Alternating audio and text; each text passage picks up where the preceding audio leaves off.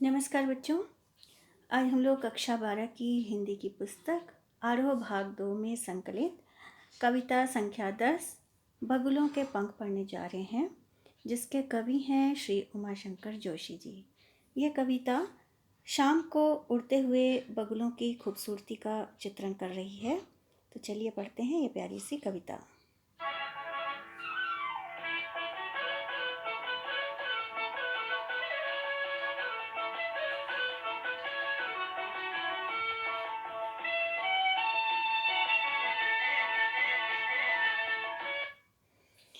कविता पढ़ने से पहले उमाशंकर जोशी जी के बारे में संक्षिप्त परिचय पढ़ लेते हैं।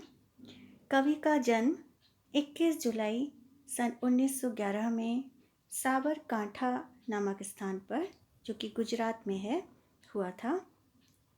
इनकी शिक्षा दीक्षा मुंबई यूनिवर्सिटी से हुई। इन्होंने एमए तक की पढ़ाई की। ये गुजराती कवि साहित्यकार तो हैं ही, साथ ही साथ राज्यसभा सदस्य के रूप में भी इनको मनोनीत किया गया था। साहित्य अकादमी के अध्यक्ष के रूप में भी इन्होंने कार्य किया और शांति निकेतन विश्वविद्यालय के कुलपति के पद पर भी सुशोभित रहे।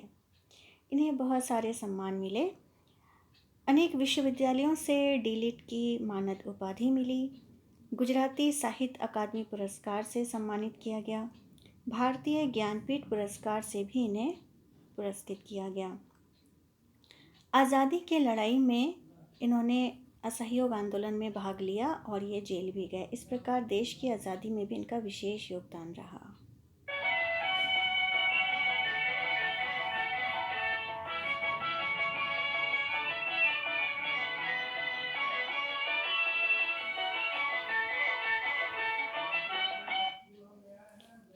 इन्होंने बहुत सारी पुस्तकें लिखी। विश्व शांति, गंगोत्री, निशीथ, प्राचीना, महाप्रस्थान आदि काव्य ग्रंथ हैं। अभिज्ञा उनकी एकांकी है। सापना भारा, शहीद उनकी कहानियाँ हैं। श्रावणी मेड़ो, विसामो उपन्यास हैं। पर कांजणिया निबंध है। गोष्ठी, उघारी बाड़ी, क्लांत कवि, स्वप्न प्रयाण, महाराज सोनेट, संस्कृति, इन पत्रिकाओं का इन्होंने संपादन किया। अभिज्ञान शाकुंतलम, उत्तर रामचरित का इन्होंने अनुवाद किया। इस प्रकार से इनका जो रचनाकार व्यक्तित्व है वो बहुमुखी व्यक्तित्व है। कवि की मृत्यु 19 दिसंबर सन 1988 में महाराष्ट्र के मुंबई जिले में हुई।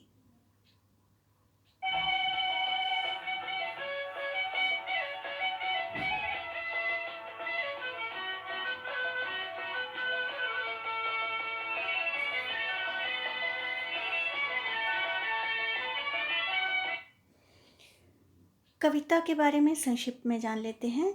शाम के समय ढलते सूर्य की किरणों के मध्य आकाश में काले बादलों के बीच उड़ते हुए पंक्तिबद्ध सफ़ेद बगुले कवि का मन कैसे मोह लेते हैं, इसे सुंदर बिंब उपमान से सजाकर इसमें चित्रित किया गया है। यह कविता मूल रूप से गुजराती भाषा में लिखी गई थी, जिसे गुजराती के ही प्रसिद्ध साहित्यकार श्री भोला भाई पटेल जी ने हिंदी में अनुवाद किया। और आज हम लोग इस कविता का हिंदी रूपांतरण ही पढ़ेंगे।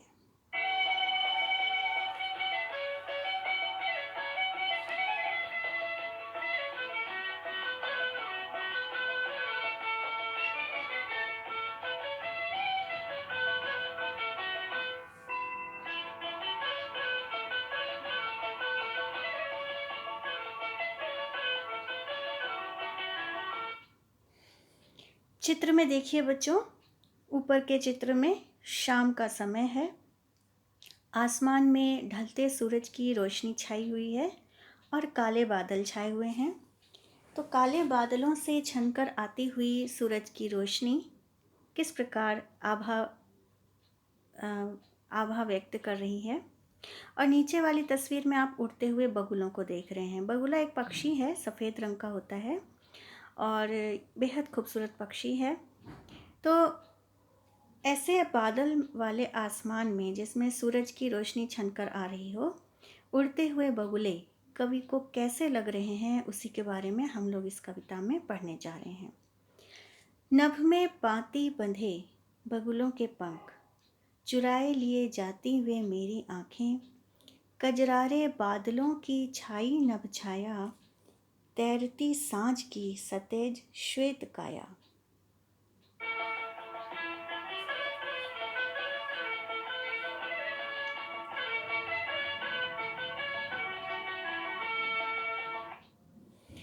नभ में मतलब आसमान में, पाती बंधे मतलब पंक्तियों में बंधे हुए, बगुलों के पंख, बगुले दूर आसमान में उड़ रहे हैं तो उनका पूरा शरीर नहीं दिख रहा, सिर्फ पंख दिख रहे हैं। आप इस तस्वीर में भी देख रहे हैं, सिर्फ बगुलों के पंख दिख रहे हैं, पूरा शरीर नहीं दिख रहा।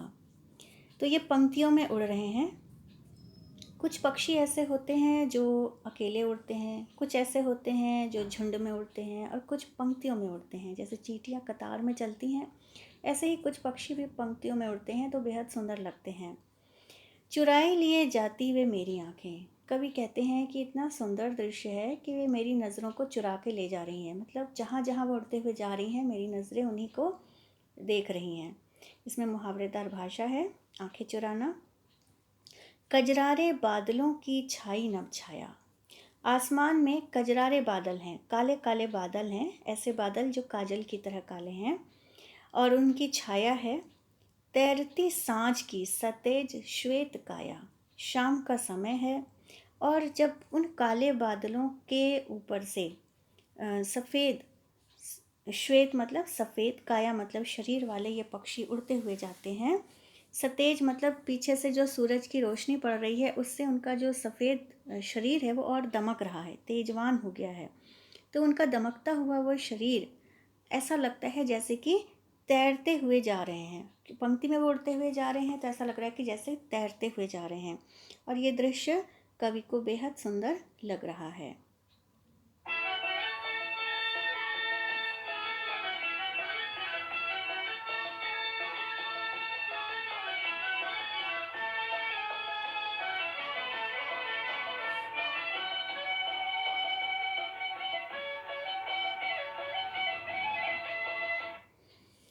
हौले हौले जाती मुझे बांध निज माया से, उसे तनिक रोक रखो, वह तो चुराए लिए जाती मेरी आँखें, नभ में पाती बंधी बगुलों की पाँखें।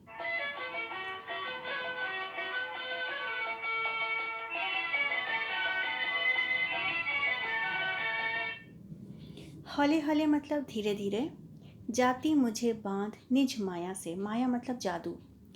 वो सुंदर दृश्य, धीरे धीरे जो उड़ते हुए पक्षी उड़ते हुए जा रहे हैं, वो मुझे अपनी माया में बांध ले रहे हैं, मतलब अपने जादू में बांध ले रहे हैं। मैं मंत्रमुग्ध सा उनको देख रहा हूँ। उसे कोई तनिक रोक रखो। क्योंकि चिड़िया उड़ते हुए चली जा रही है तो वो दृश्य कभी बांध कर रखना चाहते हैं, रोक कर रखना चाहते हैं, तो कह रहे हैं कि इस दृश्य को थोड़ी देर के लिए रोक लो। अभी आजकल क्या है, इस तरह का कोई भी अच्छा सा दृश्य दिखता है तो लोग फटाफट अपना मोबाइल निकालते हैं, उसकी वीडियोग्राफी कर लेते हैं, और मतलब वीडियो बना लेते हैं, फ़ोटो खींच लेते हैं। तो वो जो दृश्य है, वो जो याद है, वो हमेशा उनके पास बनी रहती है। लेकिन कभी हो सकता है उनके समय में उतनी तकनीकी सुविधा ना हो, और वो कवि हैं तो वो उस दृश्य को अपने भावनाओं में ही बांध लेते हैं और बाद में इसको कविता के रूप में लिखते हैं। और वैसे भी जब कोई दृश्य एकदम से आंखों के सामने आता है तो उस समय आदमी मोबाइल या कॉपी तो ढूंढेगा नहीं, वो दृश्य को ही देखेगा। तो कवि भी मंत्र मुग्ध होकर के उस दृश्य को देखते हैं और कहते हैं कोई इसको रोक लो, वह तो चुराए लिए जाती मेरी आँखें। यानी ये जो सुंदर दृश्य है ये मेरी आँखों को चुराए लिए जाती हैं, आँखें चुरा ली जाती हैं, यानी उनके नज़रों को खींच रही हैं अपनी तरफ, उनके मन को चुरा रही हैं। नभ में पाती बंधी बगुलों की पाँखें, कह रही हैं आसमान में उड़ती हुई जो बगुलों की पंक्तियाँ हैं, और पंक्तियों में जो उनके पंख दिख रहे हैं, सफ़ेद पंख, वो अति सुंदर है और मुझे अपनी तरफ आकर्षित कर रहा है, और मैं इस दृश्य को अपने दिलो दिमाग में बांध लेना चाहता हूँ।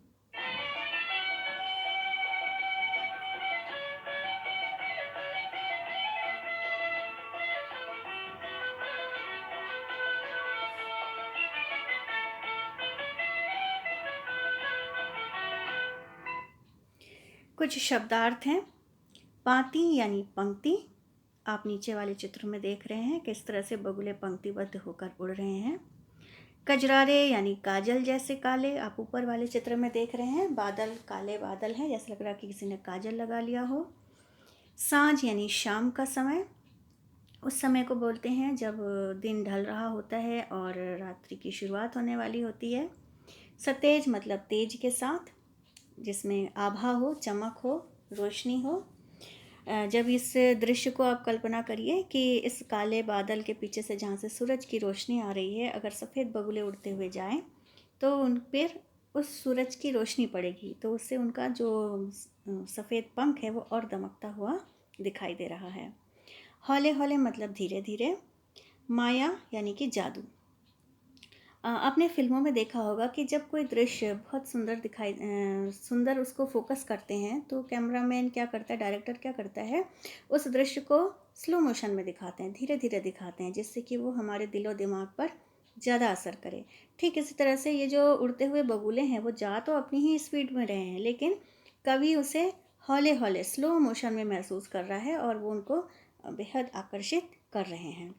तो इस तरह से इसमें शाम के समय उड़ते हुए बगुलों का चित्रण है।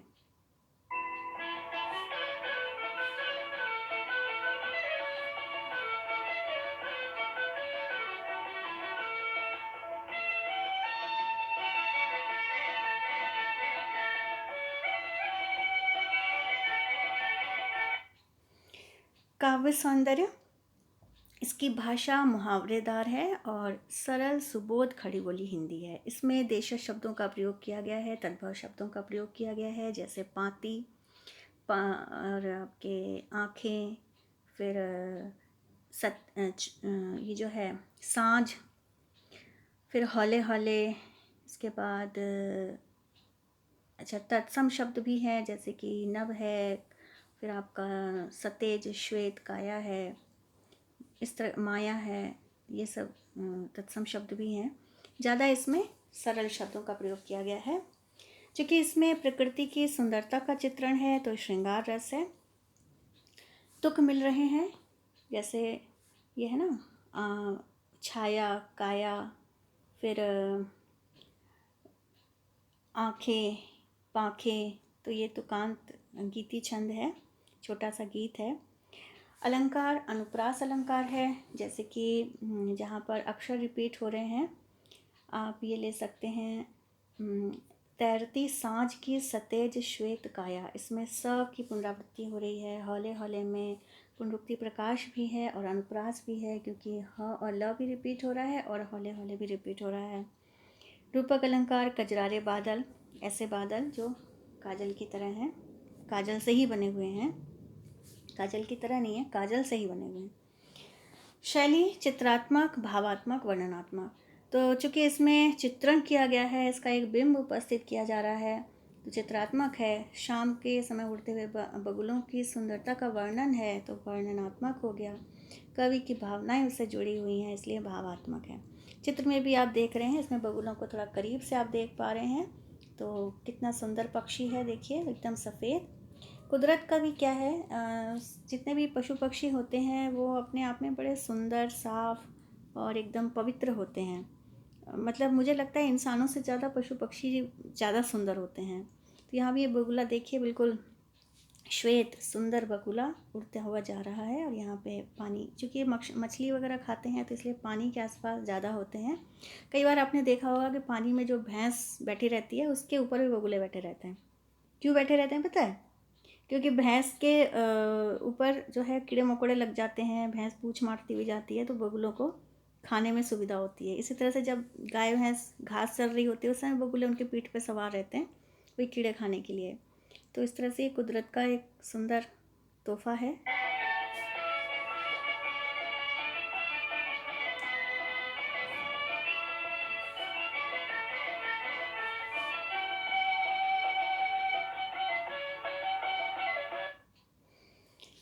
प्रसाद गुण है, क्योंकि इसमें कठोर और कोमल दोनों ही प्रकार के अक्षर हैं। दृश्य भाव और प्राकृतिक बिंब है, दृश्य उपस्थित किया गया है, मन के भावों को अभिव्यक्त किया गया है और प्रकृति का चित्रण है, तो यहाँ पर तीनों बिंब हैं। चूँकि इसका हम शाब्दिक अर्थ भी ले रहे हैं और जहाँ पर अलंकार है वहाँ पे हम लाक्षणिक अर्थ भी ले रहे हैं, इसलिए इसमें अभिधा और लक्षणा शब्द शक्ति है। ये कविता 20वीं सदी की गुजराती कविता है और इसमें एक दृश्य का अद्भुत कल्पना से सुंदर चित्रण किया गया है। भाव साम में हम लोग रविंद्रनाथ टैगोर की एक कविता का एक रविंद्र संगीत का अंश देख सकते हैं, जिसमें उन्होंने शाम के समय उड़ते हुए बगुलों को देख करके उसको अपनी वेदना से जोड़ा है।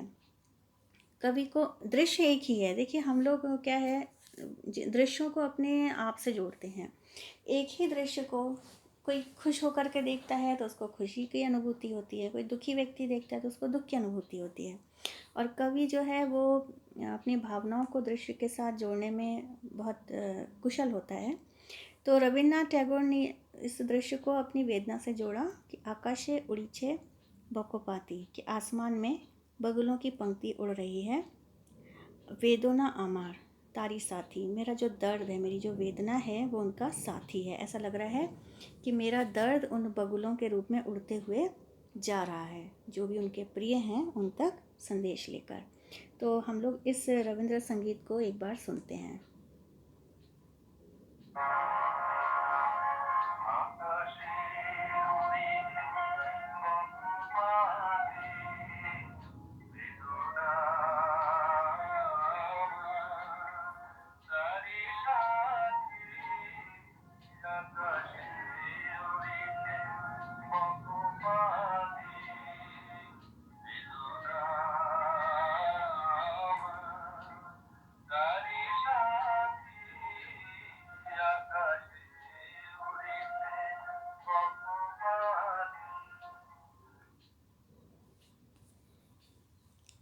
चलिए अब हम कुछ महत्वपूर्ण प्रश्न देखते हैं।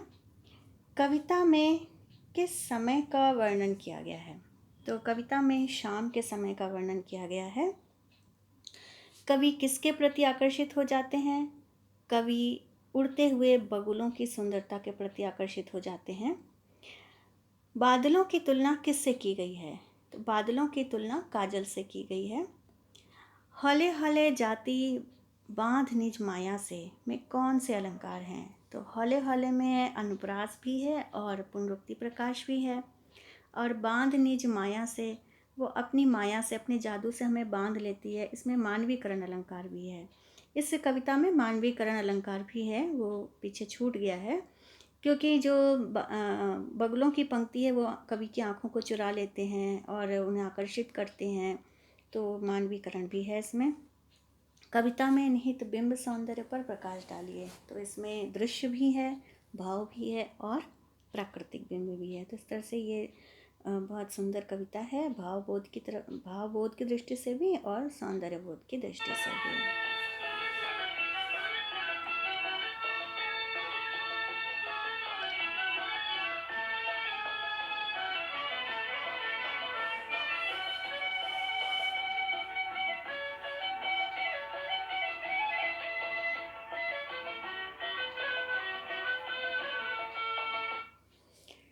गृह कार्य और परियोजना कार्य।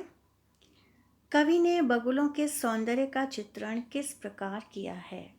कवि कहते हैं कि शाम के समय जब आसमान में ढलते सूरज की किरणें दिखाई दे रही हैं और काले बादल छाए हुए हैं, तो उन पर ऐसे आसमान में पंक्तियों में उड़ते हुए बगुले, सफ़ेद बगुलों के पंख बेहद सुंदर दिखाई दे रहे हैं। उनके पंख पर जब सूरज की रोशनी पड़ती है तो वो और दमक उठते हैं और वो मेरी आँखों को, मेरे मन को चुराए लिए जाते हैं। कवि को लगता है कि थोड़ी देर के लिए इस दृश्य को रोक दिया जाए, लेकिन वो रुकता तो नहीं है, पर वो उसको धीरे धीरे अपने दिलो दिमाग में बसाए लिए जाते हैं। आप चित्र में देख रहे हैं उड़ते हुए बगुले, यहाँ पंक्तिबद्ध बगुले दिखाए गए हैं नीचे वाले चित्र में। ये भी कैसे डिज़ाइन में उड़ते हैं, सबसे आगे इनका मुखिया और पीछे बाकी सदस्य। कविता की भाषा शैली पर प्रकाश डालिए, तो इसमें भाषा जो है वो सरल सुबोध खड़ी बोली हिंदी है। मुहावरों का भी प्रयोग किया गया है। आंखें चुराना, और यहाँ पे आंखें चुराने का मतलब शर्मिंदगी महसूस होने से नहीं है, आंखें चुराने का मतलब है दिल चुरा लेना, मन चुरा लेना। शैली चित्रात्मक है, वर्णनात्मक है, और जहाँ पर कजरारे बादल है वहाँ पर खैर अलंकारिक शैली भी है और भावात्मक शैली भी है। इसमें देखिए 2 प्रोजेक्ट है बहुत अच्छा। प्रकृति चित्रण से संबंधित कविताओं का संकलन कीजिए। आप अक्सर ही ऐसी कविताएं पढ़ते हैं जिसमें प्रकृति का वर्णन होता है, तो आप अपनी रुचि से किसी एक टॉपिक पर कविताओं का संकलन कीजिए। जैसे सुबह का वर्णन पढ़ ले लीजिए, या फिर बारिश पढ़ ले लीजिए, वसंत पढ़ ले लीजिए, या फिर आपके खेत खलिहानों पर ले लीजिए, जैसे आपका इंटरेस्ट हो। पक्षी पर ले लीजिए, तो नदी पर ले लीजिए, झरने पर ले लीजिए, समुद्र पर ले लीजिए, बादल है, पहाड़ है। बहुत सारे विषय ऐसे हैं प्रकृति के जिस पर ढेरों कविताएं कवियों ने लिखी हैं। तो आप किसी एक टॉपिक को चुन लीजिए और उस पर कविताओं का संकलन कीजिए। उस कवि के बारे में भी थोड़ा सा लिखिए और उनके चित्र भी लगाइए उस दृश्य के बारे में। विभिन्न पक्षियों के बारे में फ़ोटो एवं जानकारी इकट्ठी कीजिए। बहुत तरह के पक्षी होते हैं, बहुत सारी प्रजातियां होती हैं और सब एक से एक सुंदर, सबकी आवाज़ एक से एक बढ़िया। तो आप उन सभी के बारे में कलेक्शन करिए, उनके फ़ोटोज़ कलेक्ट करिए, वीडियो कलेक्ट करिए, उनके बारे में जो जानकारी है वो कलेक्ट करिए और एक बहुत बढ़िया सा प्रोजेक्ट तैयार कीजिए। इससे आपकी जानकारी भी बढ़ेगी, मनोरंजन भी होगा और दूसरों को भी बहुत कुछ सीखने का अवसर मिलेगा। और जैसा कि आपको पता है कि अभी पर्यावरण हमारा बड़ा खतरे में है, तो अगर हम पशु पक्षियों के प्रति ध्यान दें तो जाहिर सी बात है हम अपने पर्यावरण को भी बचा सकते हैं।